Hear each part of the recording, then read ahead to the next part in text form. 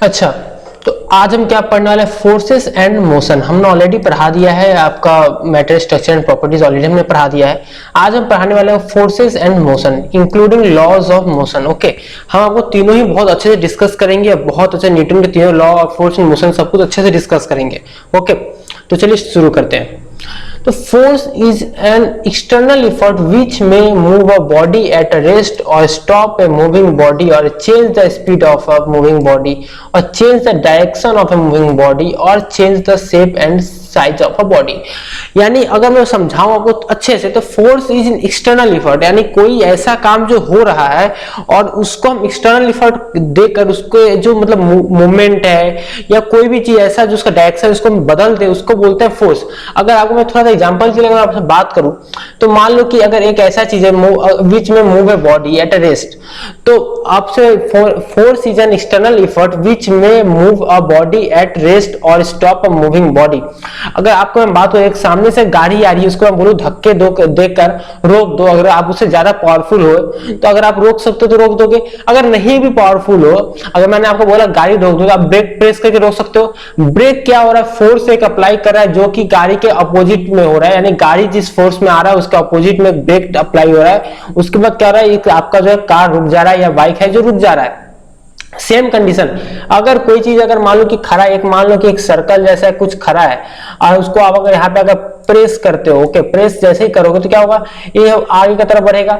जब ये आगे की तरफ बढ़ेगा तो क्या होगा, इसका जो फोर्स आगे की तरफ जब बढ़ रहा है तो क्या मूव कर रहा है, यानी कि आप एक फोर्स अप्लाई कर रहे हो जिससे क्या हो रहा है, इसका जो आपका जो इसका स्पीड है और साथ ही रेस्ट टू मोशन में कन्वर्ट हो रहा है। ओके, अब अगर आपसे बात करूं तो effect of force, force can move a body at rest. Okay, आपका मतलब फोर्स जो है आपका बॉडी को रेस्ट में ले आ सकता है। Force can stop a moving body. Okay, force जो है मूविंग बॉडी को स्टॉप कर सकता है।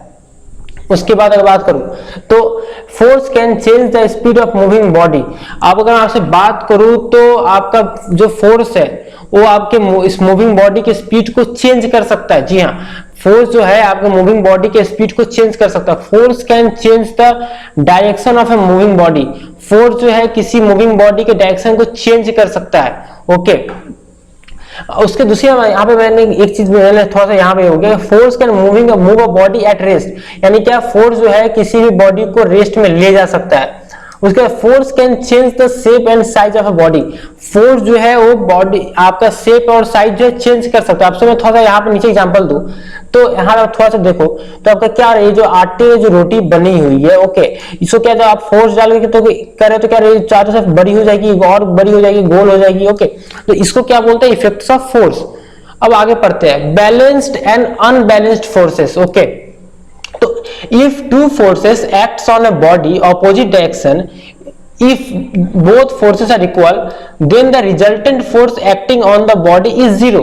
Such forces are called the balanced force. Okay, अब मान लो यहाँ पे एक पार्टिकल रखा हुआ है, यहाँ पे आप देख सकते हो पार्टिकल जो है रखा हुआ है, यहाँ पर आप भी जितना आप जितना फोर्स लगा रहे हो सेम फोर्स यहाँ पे अप्लाई किया जा रहा है और दोनों तरफ से जो है इसको क्या किया, इसको एक्सर्ट किया जा रहा है, इसको खींचा जा रहा है इस तरफ। ओके, इससे क्या हो रहा है, इधर आप खींच रहे हो, आप भले ही खींचो, लेकिन जब दोनों फोर्स, अगर मान लो यहां से आप 12 न्यूटन फोर्स लगा रहे हो और यहां से भी आप 12 न्यूटन फोर्स लगा रहे हो, तो क्या होगा, 12 न्यूटन जो है कैंसिल हो जाएगा और आपका जो फोर्स है, आपका जो ब्लॉक है, ये क्या रहेगा, यहीं पर रहेगा।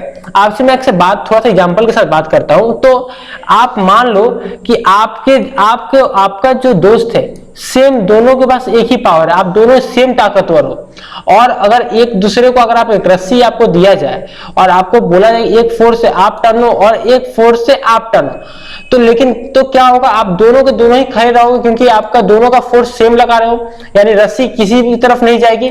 अब सेम कंडीशन अगर मैं यहां बात करूं अनबैलेंस्ड फोर्स की, तो अब मान लो कि आप एक किसी बच्चे के साथ इस ब्लॉक को खींच रहे हो और आप इधर खींच रहे हो, आप इधर से अपनी तरफ खींच रहे हो और आप एक बच्चा जो है वो इधर खींच रहा है, तो यहाँ पर क्या होगा, यहाँ पर क्या होगा, आप इसको अपने ब्लॉक को अपनी तरफ ले जाने में कामयाब हो जाओगे। क्यों?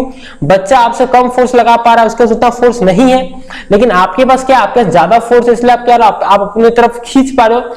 तो यहाँ पे क्या, unbalanced force. If two forces act on a body in opposite direction and if one force is greater than the other then the resultant force is not equal to zero, such forces are called unbalanced forces.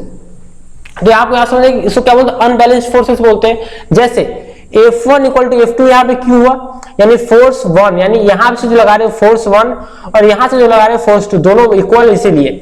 अब मैंने यहां बात किया F1, मान लो कि आप हो, तो आपका फोर्स ज्यादा इसलिए यहाँ पे ए एरो दिया गया, F1 is greater then F2, और F2 का क्या, F2 बच्चे का फोर्स है, यानी क्या उसका फोर्स जो कम है।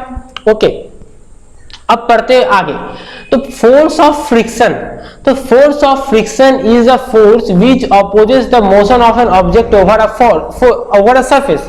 आपसे मैं थोड़ा सा कुछ बात करता हूं इसको समझाने से पहले।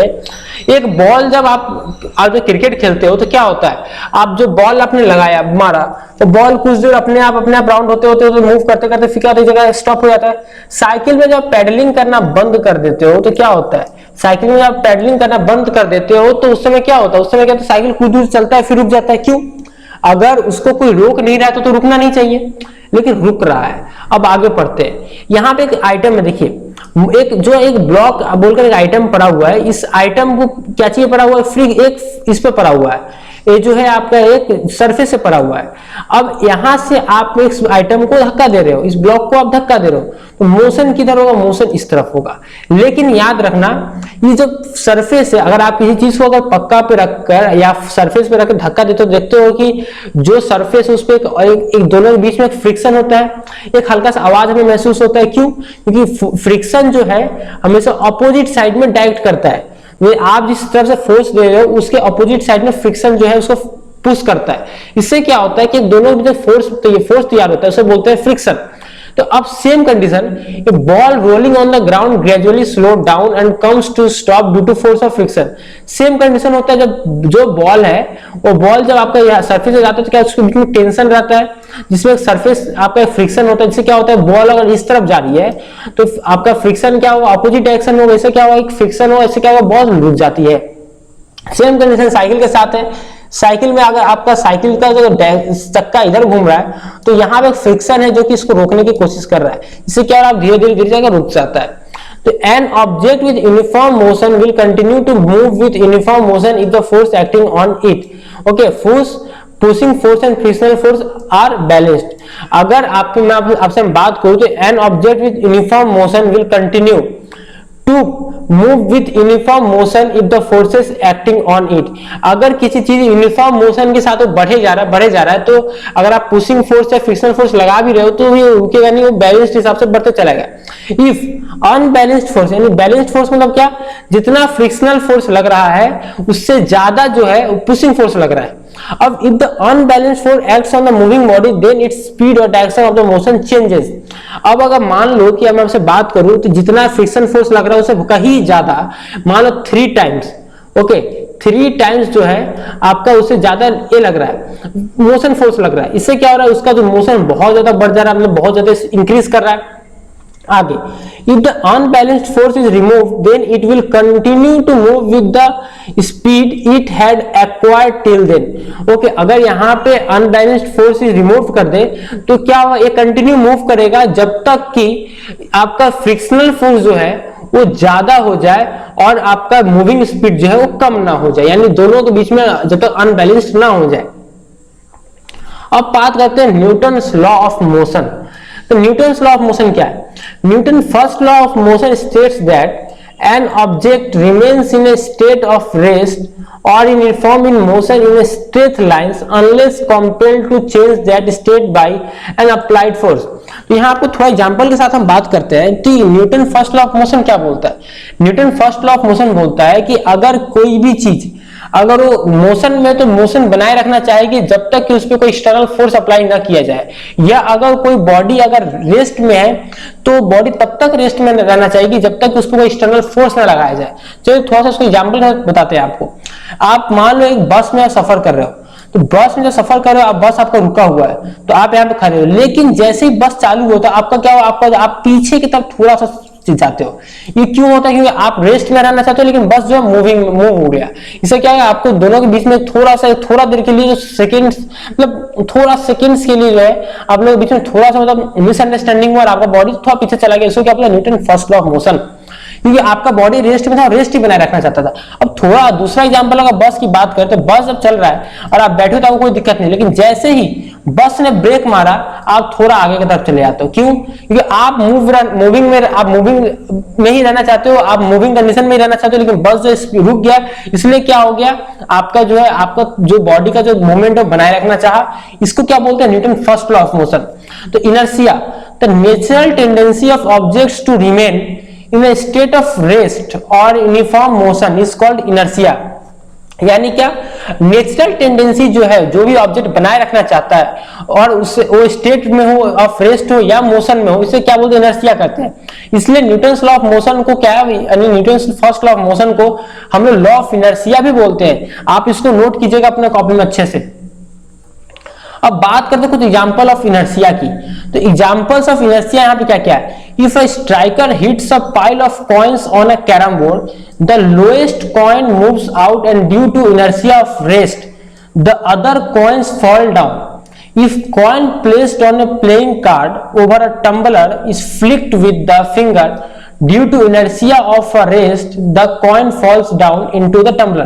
तो यहाँ मैंने दो एग्जांपल बताया। पहला मैं आपको यहाँ बताता हूं, अगर आप स्ट्राइकर को आपने ऑलरेडी कैरम बोर्ड खेला है, कैरम बोर्ड आप देखते हो कि यहाँ पे आप जैसे मैंने मान लो कि सजा दिया यहाँ पे, तो यहाँ पे मान लो ब्लैक का लाइन हो गया, यहाँ पे मैंने व्हाइट का लाइन कर दिया। और जब यहाँ से आप स्ट्राइकर जो है, स्ट्राइकर जब आप हिट करते हो तो यहाँ पे क्या होता है, स्ट्राइकर जैसे हिट किया क्या हुआ, नीचे का जो दो गोटी है वो निकल जाता है। ठीक है, नीचे का जो जो टोकन है वो निकल जाता है, लेकिन उसके अलावा ऊपर वाला जो है उस अपने हालत में रहता है और नीचे आके बैठ जाता है। यानी क्या, जो ऊपर वाला जो है वो रेस्ट में रहना चाहता, रेस्ट में था, रेस्ट में ही रह गया, लेकिन जिसपे फोर्स अप्लाई हुआ वो क्या हुआ, केवल वो मोशन में निकल गया। यानी क्या, जो बॉडी मोशन में है मोशन बना लेती है, जो बॉडी रेस्ट में रेस्ट ही बनाए रखना चाहती है जब तक कि उसको कोई बाहरी फोर्स न लगाया जाए। दूसरा, इफ ए कॉइन प्लेस्ड, यहाँ पे देखो, यहाँ पे अगर इस कॉइन ग्लास पे देखो तो ग्लास में देखो कॉइन रखा हुआ है, यहाँ पे आप देख रहे हो इसके रखा हुआ, जैसे आप इसको धक्का दोगे तो क्या होगा, ये निकल जाएगा, लेकिन सिक्का जो अंदर गिर जाएगा। क्यों गिर जाएगा, क्योंकि सिक्का रेस्ट में था, हमने केवल फोर्स इस पे लगाया और इस पे नहीं लगाया और ये क्या, ये निकल के चला गया, सिक्का अंदर गिर गया। When we travel in a car, the driver applies the brake. Suddenly we tend to fall forward due to inertia of motion. मैंने ऑलरेडी बोला कि अगर हम किसी गाड़ी में बैठे हुए हैं, ट्रैवल कर रहे हैं और ड्राइवर अगर ब्रेक अप्लाई करता है तो हम क्या, थोड़ा आगे की तरफ चले जाते हैं। When we are standing in a bus and the bus begins to move suddenly, we tend to fall backward because our feet in contact with the floor moves forward, but the upper part of the body continues to remain at rest due to the inertia of rest. यहां पे मैंने already समझा दिया कि आप जिस बस पे खड़े हो तो उस बस का आपका पैर जो है वो बस के सरफेस से जुड़ा हुआ है, लेकिन आपका बॉडी जो है वो हवा में और वो क्या रेस्ट में है। जैसे क्या हो, जैसे आपका बस आगे बढ़ा, जैसे बस आगे बढ़ा आपका पैर इसके साथ कॉन्टेक्ट में, पैर आपका आगे बढ़ा लेकिन बॉडी आपका पीछे चला गया। मैंने ऑलरेडी डिस्कस कर दिया। ये सारे ही जो एग्जांपल्स ऑफ इनर्शिया है, जैसे यहाँ पे एग्जांपल आपको मैं दिखाता हूँ। यहाँ पर एक आप देख सकते हो कि यहाँ पे एक दीवार है, यहाँ पे गाड़ी से यहाँ पे गाड़ी से आगे धक्का दोगे तो क्या होगा, ये जो है बंदा ये क्या होगा, आगे गिर जाएगा उड़ के, अगर गाड़ी का स्पीड बहुत अच्छा खासा होगा तो। क्यों, क्योंकि एक बंदा स्पीड में और मोशन में, लेकिन जैसे यहाँ पे रुकेगा क्या, गाड़ी जो है रुक जाएगा, क्योंकि यहाँ पे एक जो है एक बीच में फोर्स अप्लाई हो गया, लेकिन इसका जो बॉडी है मोशन में से क्या होगा, ये गिर उससे उड़कर उधर चला जाएगा। ओके।